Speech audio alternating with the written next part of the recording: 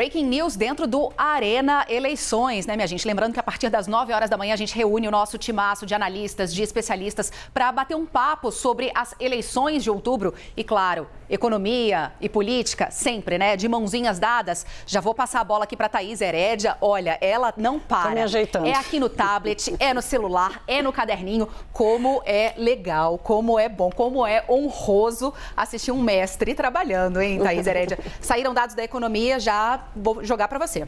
Oi, bom dia. Stephanie, Naka, Rafael, ali. Pronto. Naka, Rafael, a pessoa está se entendendo ainda com óculos, caneta, tablet, celular e caderninho. Mas vamos lá, esse resultado do PIB do segundo trimestre surpreende, sim. Hoje cedo, no CNN Money, nós recebemos a Silvia Matos, que é pesquisadora da Fundação Getúlio Vargas, do IBRE, e também responsável pelo boletim macro do IBRE, que é uma referência para acompanhar o que está acontecendo na economia. Ela já antecipava essa recuperação, tanto do consumo das famílias quanto dos investimentos. A previsão para o trimestre, por exemplo, do consumo das famílias veio até melhor do que era esperado pelo PIB. A mesma coisa do investimento. O investimento cresceu mais do que o esperado. Então, há um movimento mais estrutural de crescimento na economia.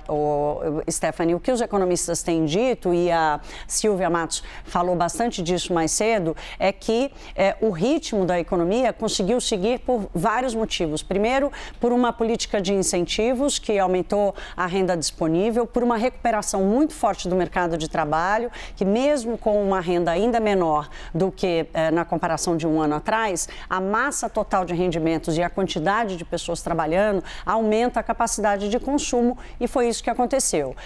Agora, no segundo trimestre, aconteceu também o início de uma volta à normalidade do perfil de crescimento da economia brasileira, em que a indústria perdeu um pouco de espaço. Lembrando que na pandemia a gente não pôde consumir bens e produtos, então deixamos, não podemos consumir serviços, sim, tivemos que consumir bens e produtos, mas ainda assim a indústria veio com resultado mais forte. Então há uma volta à normalidade de perfil da economia, com serviços ganhando novamente o protagonismo, com o mercado de trabalho mais forte, portanto incentivando e estimulando o consumo. E ao longo do próximo semestre, a Silvia Matos chama a atenção para a força da taxa de juros.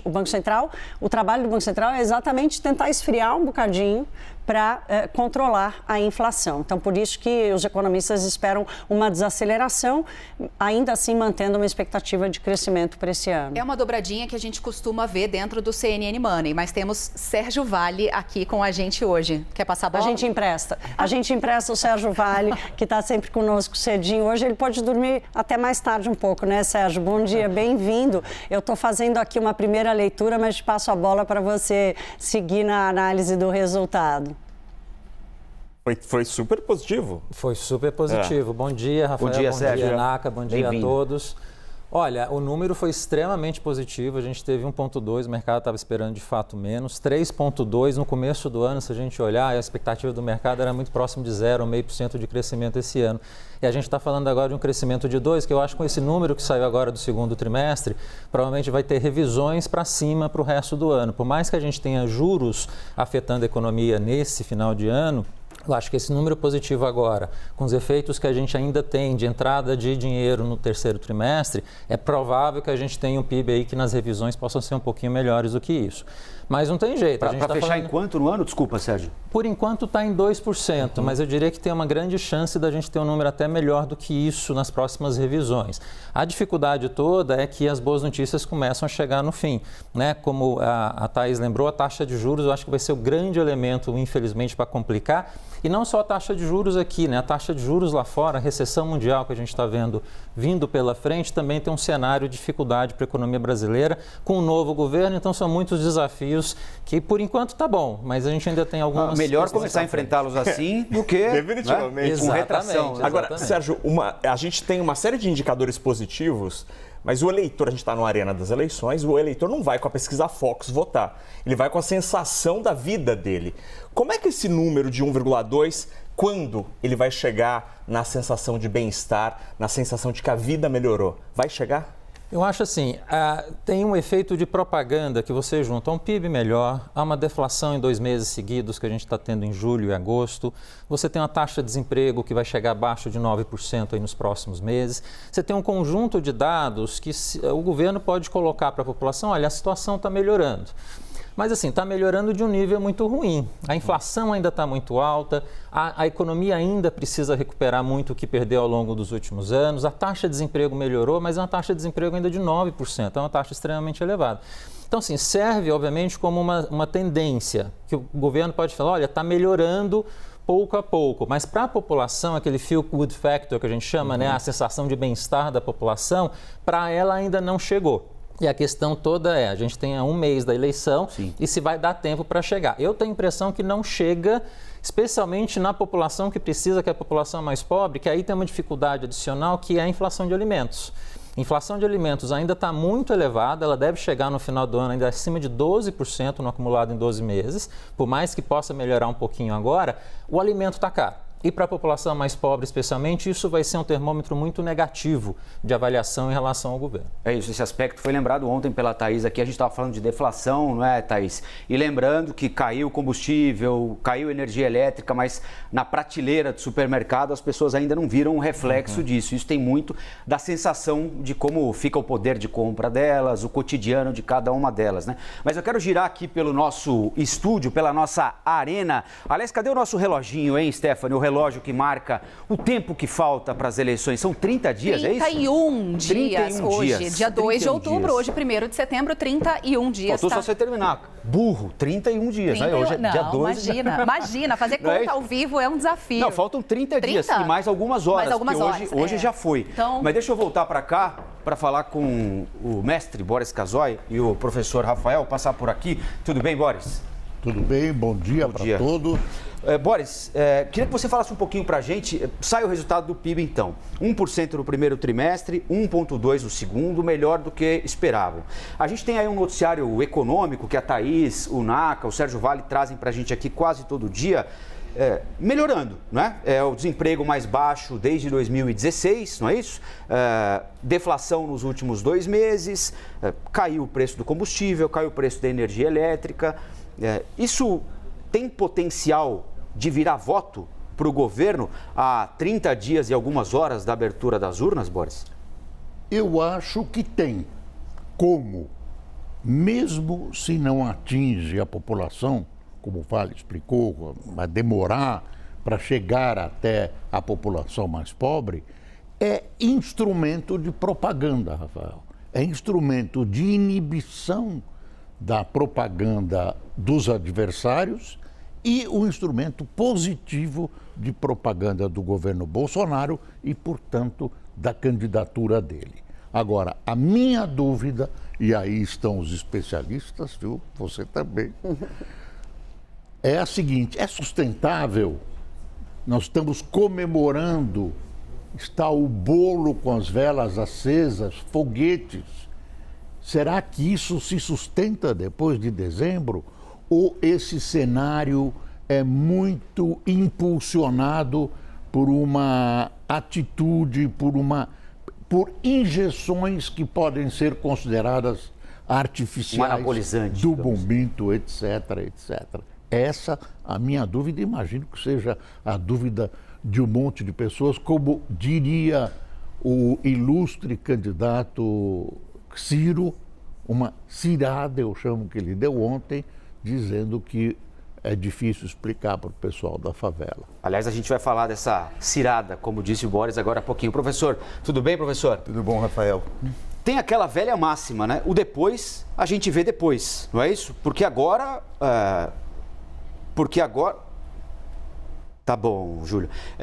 Depois, a gente vê depois, não é isso? Tem o processo eleitoral agora e me parece que é o que importa para o governo, capitalizar esse noticiário positivo, né? Se a sensação vai chegar nas pessoas, a gente não sabe, né? Bom, primeiro, bom dia, Rafael, bom dia. Stephanie, todos os colegas. Temos um fato novo, né? Acho que não vem muito em boa hora a nossa discussão sobre economia, porque, em boa medida, a gente estava discutindo muito o efeito de campanha, declaração de um candidato, etc. e tal, mas tem um dado super importante, que é a maneira como o eleitor vai enxergar o governo. E a gente tem repetido sistematicamente que a eleição de 2022 é aquela eleição que tirou o peso da agenda de corrupção lá de 2018 e colocou de volta questões econômicas e distributivas no debate, como principal condicionante da avaliação de governo. E a gente já vê essa melhora. Com esses dados novos, a economia reagindo, certamente é um dado positivo para o governo. Agora, a grande questão, e aí que a gente pode debater aqui hoje ao longo do programa, será que vai ter essa transferência, ou seja, a melhora da avaliação de governo vai virar voto ou por esses condicionantes políticos, seja a imagem do presidente, seja desempenho em sabatina, em debate, pode ter aí algum barulho que atrapalhando. A pessoa não conectar o governo e a sensação ao presidente. Em geral, se faz essa conexão. O que a gente tem notado agora para 22 é que essa conexão é mais fraca. Não tem se transformado de forma tão intensa em votos, sobretudo que o presidente precisa virar a campanha de acordo com as principais pesquisas. Muito bom. Stephanie, cadê o Molica, o Leandro Rezende, o Uribe, a Basília? O pessoal tá demorando no camarim hoje. Chamou, falou, hein? Que coisa, estão por aqui. Absurdo isso. Já vou passar a bola para vocês, queridos, essa galera que está aqui no nosso telão. Deixa eu apresentar, estão chegando agora Gustavo Uribe e Basília Rodrigues, nossos analistas direto lá de Brasília, e o timaço do Rio de Janeiro também, Leandro Rezende e Fernando Molica já estão aqui com a gente, já falo com eles. Antes, Thaís Herédia tinha pedido a palavra, que assim, chamou, tem prioridade, tá, Thaís? A gente vinha falando muito disso, assim, do descolamento que há entre o discurso, né? A gente traz números, mas isso talvez não comunique direto com o eleitor que quer saber mesmo quando é que o carrinho do supermercado vai ficar mais barato, quando é que esses números positivos da economia vão chegar no litro do leite, que virou um grande vilão, né, Thaís? Tem resposta para isso? Eu não tenho, mas se eu puder usar a palavra para, inclusive, passar a bola para o Sérgio, porque eu também tenho dúvidas, e afinal de contas ele é o nosso economista aqui. E, Sérgio, há uma preocupação exatamente com essa, eu falei há pouco, de um processo já de transição e de normalização das famílias que sustentam, né, o crescimento do PIB no Brasil há muitos anos, voltando a consumir mais serviços do que bens e produtos, mas o carrinho do supermercado continua sendo um peso relevante no orçamento das famílias de baixa renda. O último dado de inflação que saiu já começou a mostrar uma desaceleração no preço dos alimentos. Aí eu aproveito para perguntar para o Sérgio exatamente quando que as pessoas vão começar a sentir esse equilíbrio melhor ali na lida do seu orçamento, com o alimento caindo um pouquinho e o preço dos serviços, se vai subir mais ou não, ou seja, se vai haver uma troca com equilíbrio ou com uma compensação ainda ruim.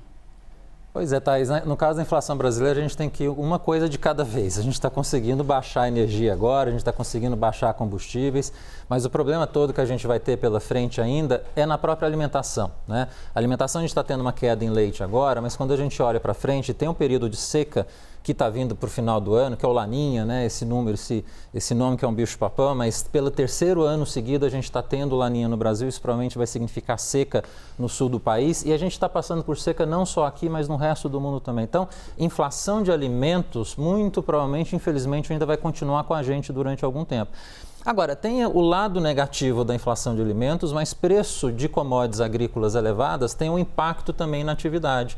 Os lugares que mais crescem no Brasil hoje em termos de renda, em termos de PIB, são os estados do agronegócio. Então, você piora um lado pela inflação, mas você acaba ajudando a atividade por outro por conta de impacto que você tem na renda nesses estados. Então, tem essa dicotomia, né? A inflação atrapalha, mas a renda está acabando por ajudar o resto da economia. O Sérgio estava contando aqui nos bastidores que boa parte desse investimento que surpreendeu hoje talvez esteja vindo exatamente do campo que está vendo o preço dos alimentos lá em cima. Exatamente, investimento, essa melhora toda que a gente está tendo agora, muito certamente não é por construção. A construção está começando a sentir os impactos de juros, que a gente já está tendo alta desde o ano passado. Metade do investimento em geral no Brasil é por conta de máquinas e equipamentos, bens de capital, como a gente chama. E grande parte disso está crescendo nos últimos anos por conta de energia e especialmente máquinas agrícolas. Então, todo esse espaço de crescimento que a gente teve nas commodities nos últimos 2 anos está ajudando muito no investimento. Ajuda no investimento, ajuda na renda desses estados. Então, eu diria assim, o PIB de 2022, a história é o quê? É serviços no pós-pandemia, e as commodities. Aí tem agricultura, tem metálicas e tem petróleo, que acaba ajudando também, que teve um impacto muito forte de preço por conta da guerra.